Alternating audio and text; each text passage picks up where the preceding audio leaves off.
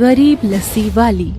एक गांव में सुमित्रा अपने दो बेटे अमित और सुमित के साथ रहती थी। सुमित्रा सड़क किनारे लस्सी बेचती थी। वो बहुत गरीब थी। सभी को ईमानदारी से लस्सी बेचने के बाद उसके पास जो कुछ पैसे बचते थे उससे सुमित्रा अपने घर का खर्च चलाती थी और बच्चों को कॉलेज भेजती थी। सुबह सुबह सुमित्रा ने अपनी सारी तैयारी की और लस्सी को ठेले पर रखकर बेचने जाने लगी। तभी अमित और सुमित कॉलेज के लिए तैयार होकर आ गए बच्चों, चलो अब जल्दी से कॉलेज चले जाओ और मन लगाकर पढ़ाई करो।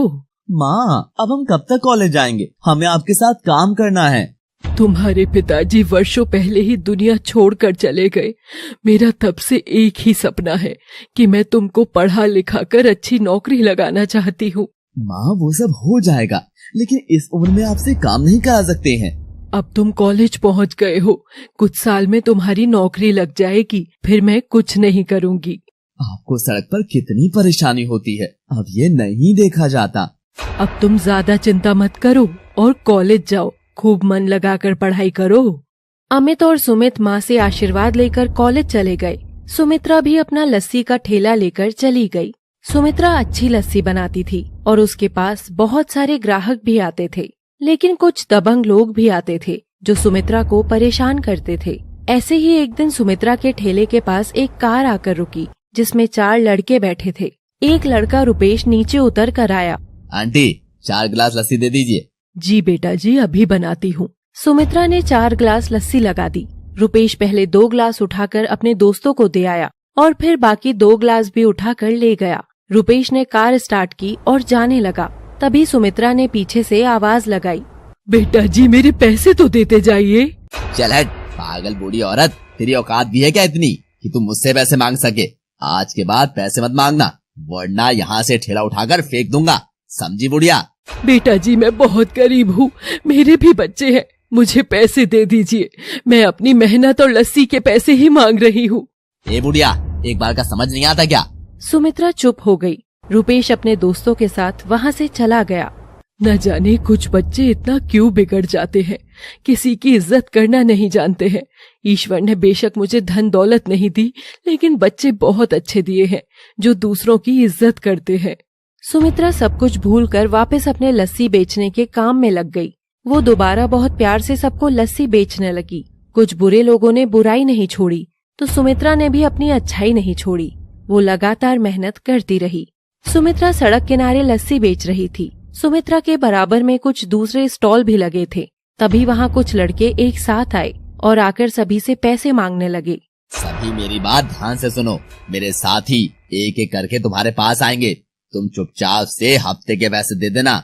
हम सड़क किनारे अपने स्टॉल लगाते हैं, ये जगह सरकार की है। अच्छा, बुढ़िया की बहुत जुबान चलने लगी है, लेकिन आज मेरा लड़ाई का मूड नहीं है, इसीलिए चुपचाप पैसे निकाल दो, हम जा रहे हैं। आवारा और गुंडे लड़कों के सामने किसी की भी नहीं चली। सभी ने उनको हफ्ते के पैसे दे दिए। रुपेश भी अपने दोस्तों के साथ लस्सी पीने और बाकी चीजें खाने आता था, लेकिन किसी को खाने पीने के पैसे नहीं देते थे। गरीब लोगों में इनका खौफ बैठ गया। आवारा लड़कों की बदतमीजी बढ़ती जा रही थी। बाकी आवारा लड़के भी रुपेश के गैंग में शामिल हो चुके थे। वहाँ काट लगाने वाले लोग धीरे धीरे बर्बाद होने लगे। सब अपनी अपनी काट के सामने खड़े थे कि तभी सुमित्रा ने सबको बुलाया।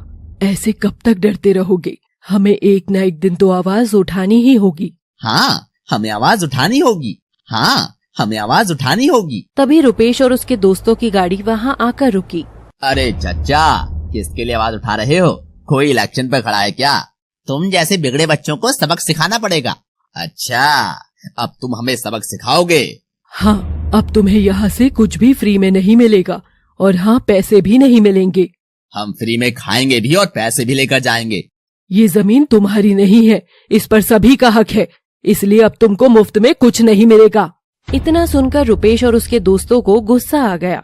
लड़कों ने सभी की काट पलट दी। सुमित्रा की भी काट पलटकर उसकी सारी लस्सी बिखेर दी।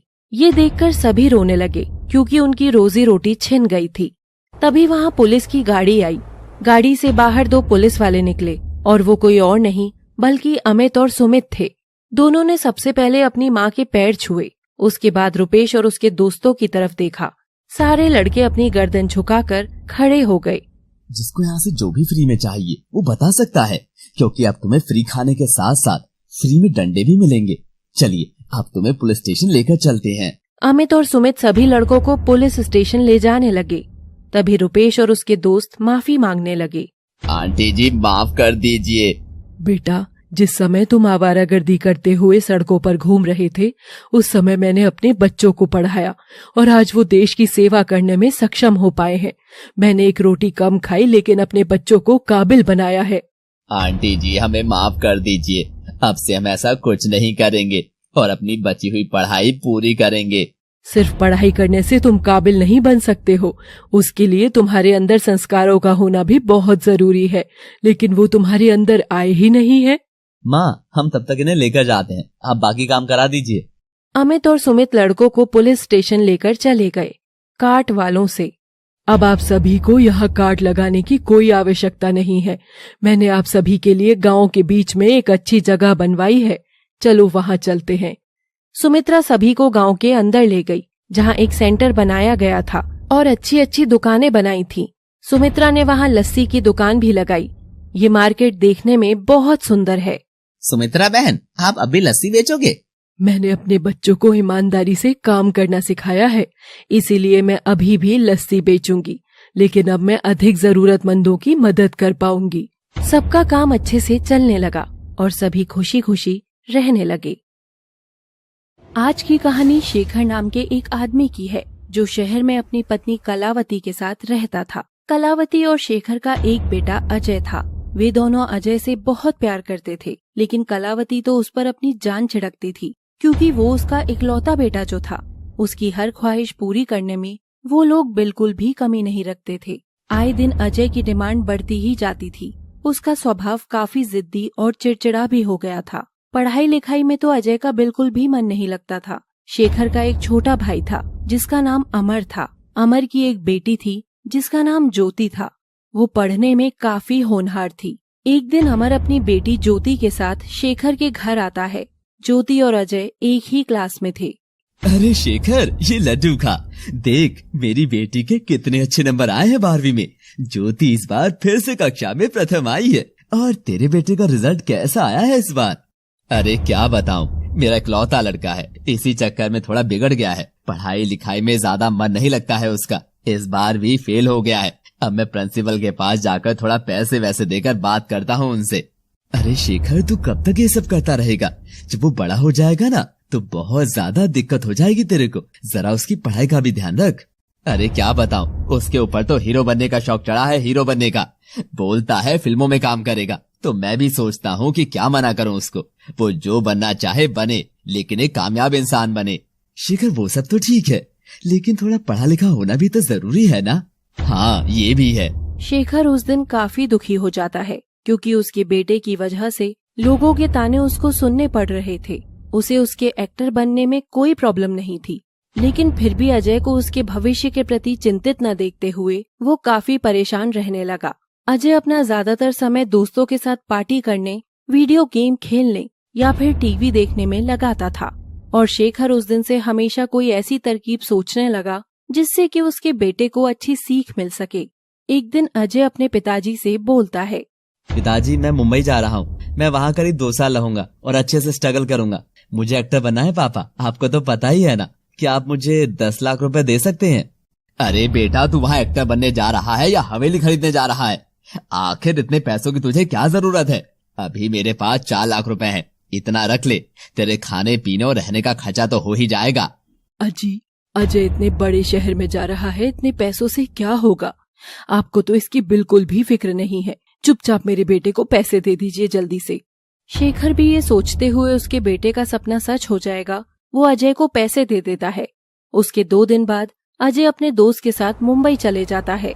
वो वहाँ पर बहुत स्ट्रगल करता है, लेकिन उसको काम नहीं मिलता है, क्योंकि उसके अंदर इतना टैलेंट नहीं था। उसे हर जगह से रिजेक्शन मिल रहे थे। वो काफी निराश हो जाता है। टेंशन में आकर वो अपने दोस्तों के साथ शराब और नशा करना शुरू कर देता है। वो रात के समय पार्टियों में भी जाने लगा। जब उसके 1 लाख रुपए खत्म हो गए तो उसने अपने पिताजी से फिर से पैसे मांगने शुरू कर दिए। उसके पिताजी भी अपनी पत्नी की वजह से उसे पैसे देते रहे। ऐसा करते हुए 2 साल के अंदर ही उसने लगभग 10 से 12 लाख रुपए खर्च करवा दिए थे। वो अपनी नशाखोरी के लिए अपने पिताजी से फिर से पैसे मांगता है, लेकिन उसके पिताजी मना कर देते हैं। बेटा अब हम पैसे कहाँ से लाएं? क्या पापा आप भी? मुझे सब कुछ पता है कि आपके पास कितने सारे पैसे हैं। मरने के बाद का ये सब अपनी छाती पर रखकर ले जाएंगे। वो सब पैसे आप किसको देंगे? उस ज्योति की बच्ची को? मुझे सब पता है पापा, आप हर चीज के लिए मुझे मना क्यों करते हैं?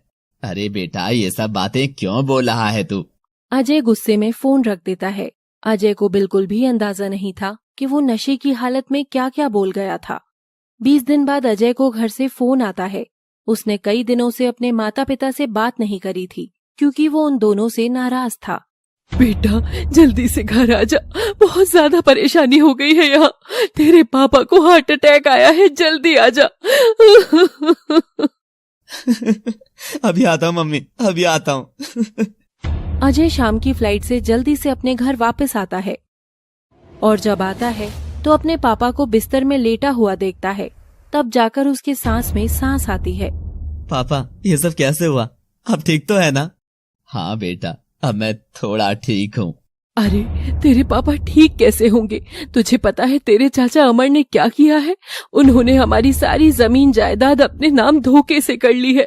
कुछ महीनों पहले उन्होंने एक कागज में तेरे पिताजी से साइन करवाया था और वो कागज जमीन के कागज थे। इस घर को भी उन्होंने अपने नाम कर लिया है, लेकिन उन्होंने हमें कुछ महीनों की मोहलत दी है। अमर सारी प्रॉपर्टी अपने नाम करके परिवार के साथ विदेश भाग गया था। देख बेटा, तेरे पिताजी के अकाउंट में 20 लाख रुपए थे, लेकिन वो सारे पैसे लग गए। कुछ उन्होंने तुझे दे दिए थे और कुछ घर में लग गए, क्योंकि वो तुझे एक एक्टर बनते हुए देखना चाहते थे। लेकिन अब देख तेरे पिताजी की हालत क्या हो गई है। अब हमारे पास कुछ भी नहीं बचा है। कुछ पैसे हैं, लेकिन उससे तो बस 5 या 6 दिन का राशन ही आएगा। डॉक्टर ने उन्हें बिस्तर से उठने के लिए मना किया है। बेटा अब तुझे ही कुछ करना होगा, नहीं तो हम लोग भूखे प्यासे मर जाएंगे। बेटा तू हमारी मदद करेगा ना, या फिर से मुंबई चला जाएगा? बता बेटा बता। अजय काफी निराश होता है और उसे समझ में आता है कि उसके माँ बाप उसके लिए कितनी परेशानियां झेल रहे थे। माँ पापा आप दोनों बिल्कुल भी चिंता मत करिए। जब तक आपका बेटा जिंदा है तब तक मैं आप लोगों को कभी भी भूखा और दुखी नहीं रहने दूंगा। अगले दिन से अजय काम ढूंढने के लिए बाहर निकल जाता है, लेकिन वो इतना पढ़ा लिखा नहीं था, इसीलिए किसी भी कंपनी में उसे नौकरी नहीं मिल रही थी। वो दिन रात धूप में कड़ी मेहनत कर रहा था, सिर्फ एक अच्छी नौकरी के लिए। वो मजदूरी करने का सोचता है, लेकिन वो इतने अच्छे घर से था कि उसने अपने बिस्तर से उठकर एक कप भी कभी नहीं उठाया था, तो वो इतनी मेहनत कैसे कर पाता?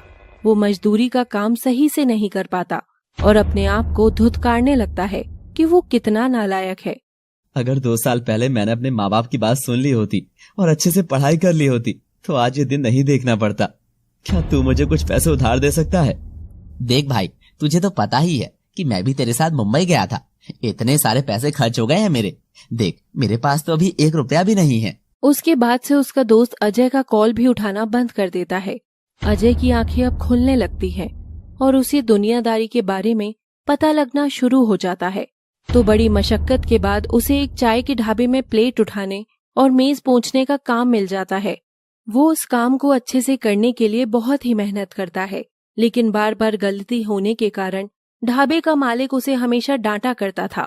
और उस समय उसे वो सब बातें याद आती हैं जब उसने अपने पापा को किस तरीके से फोन पर डांटा था और उनसे किस तरह से बदतमीजी से बात की थी। उस समय उसकी आंखों में आंसू आ जाते हैं। अरे वो आलसी, चल काम पर लग जा। जब देखो बैठा रहता है कामचोर कहीं का। अजय अपनी आंखों में आंसू लिए ढाबे का सारा काम कर देता है और शाम को छुट्टी के समय घर चला जाता है। रास्ते में वो ये सोचते हुए जा रहा था कि उसके माँ बाप उससे कितना प्यार करते थे और कैसे उसको रखते थे, और अब उसकी जिंदगी कितनी बदल गई है। जब वो घर आता है तो वहाँ पर अंकल अमर को देखता है और आश्चर्यचकित हो जाता है। बेटा तुम्हारी परीक्षा यहाँ पर खत्म होती है। तुम अपनी परीक्षा में सफल हो गए हो। कौन सी परीक्षा? कैसी परीक्षा? देखो बेटा, ये सब मेरा प्लान था कि तुम्हारे सामने मैं बीमार होने का नाटक करूं और तुम्हें ये जिंदगी का पाठ सिखाऊं, ताकि तुम्हें एक अच्छी सीख मिल सके जो जीवन भर तुम्हारे काम आए। देखो तुम्हारे चाचा अंकल ने ना ही कोई जमीन अपने नाम करी है और ना ही उन्होंने ये घर अपने नाम किया है। ये सब एक नाटक था। मैं आशा करता हूँ कि तुम जिंदगी का एक सीख जरूर सीख गए होगे बेटा। हम सभी को इस नाटक के लिए माफ करना।